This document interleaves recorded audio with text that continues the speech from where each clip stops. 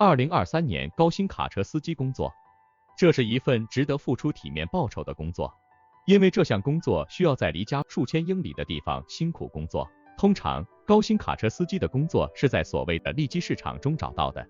利基市场是卡车运输行业的一个专门部门。作为一名卡车司机，为了获得更高的工资，需要更多经验丰富的司机，并且需要更复杂的技能。这比用厢式拖车运送干货物的普通卡车司机更为重要。更大风险，愿意承担更大风险，工作涉及的危险程度更高，更多的责任，风险越大，责任就越大。更高的技能水平，专门领域需要更复杂的技能。无事故干净的驾驶记录。驾驶经验公司通常需要更多经验丰富的卡车司机，他们有5年以上的 CDL 成功经验，驾驶记录中没有事故。在偏远地区工作，一些卡车驾驶工作需要在偏远或人口稀少的地区工作。如果工作要求司机住在工作所在的地区，那么在这样的地区，卡车司机的生活成本也会高得多。最赚钱的市场，私人车队。沃尔玛只是拥有自己卡车车队的公司的一个例子，他们是美国薪酬最高的卡车司机之一。公司卡车司机的年薪在7万美元至8万5千美元之间。沃尔玛的私人车队需要良好的清洁驾驶记录，没有可预防的事故，最少的移动违规行为，没有严重的违规行为等。干净的刑事检查。任何提供高薪驾驶工作的公司也一样，他们的期望高于大多数公司，但作为回报，他们支付的薪水高于平均水平。冰路卡车运输工作。冰上公路卡车司机工作几个月可以为司机赚取2万美元至7万5千美元不等的收入。此外，由于电视节目美化了这些工作，想要找到一份工作变得越来越困难。在冰上道路上驾驶有许多工作挑战和危险，如极端温度、过度的冬季风暴和恶劣的路况。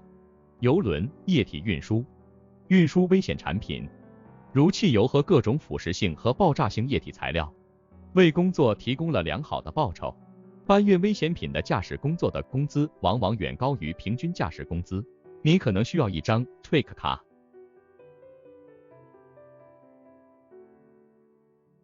有时还会接触到化学烟雾。如果你在一家合适的卡车运输公司工作，油罐车司机的工作可能会很赚钱，超大载荷。有一些卡车运输公司专门运输超大货物，专用汽车运输车。有几家运输公司在运输非常昂贵和老式的汽车方面拥有很高水平的专业知识。拖车是封闭的，这需要一位非常耐心的司机和一位在处理高价货物时一丝不苟的司机。采矿业自卸车。一些从事巨型自卸卡车工作的矿业公司为这些卡车工作提供了丰厚的工资。例如，澳大利亚的一些矿山雇佣的卡车司机每年的工资超过10万美元。团队驾驶。有些球队在财务上做得很好，人们通常认为团队驾驶是成为一名富有的卡车司机的快速而简单的方式，因为这是收入最高的卡车司机工作之一。车队的一个问题是，驾驶员经常会筋疲力尽。尽管时间表从技术上讲是合法的，但驾驶员无法在长时间内保持繁忙、紧张的时间表。航空公司提供的费率和里程数听起来总是很吸引人。然而，装货延误和恶劣天气减少了车队的里程。如果夫妻双方都是司机，他们的团队可以做得很好。如果有必要，他们可以在路上长时间生活，并且没有义务在家里待。一个团队的成功取决于许多变量，包括他们所服务的卡车运输公司高效调度货物的能力。所有者操作员作业。出租给卡车运输公司的自有经营者不得与租赁经营者冲突，或独立的自有经营者都可以获得良好的生活。尽管车主操作员的工作可能是高薪卡车司机的工作，但拥有卡车会带来更多的风险和责任。然而，如果他做得正确，并作为一个真正的企业运营，那么回报是可以盈利的。工会驾驶员。工会卡车司机的工资比普通司机高。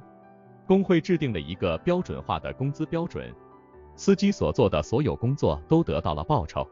工会司机的工资包中通常包含生活水平的提高，因此他们的工资比卡车司机的平均工资要低，而卡车司机的工资没有与生活成本挂钩。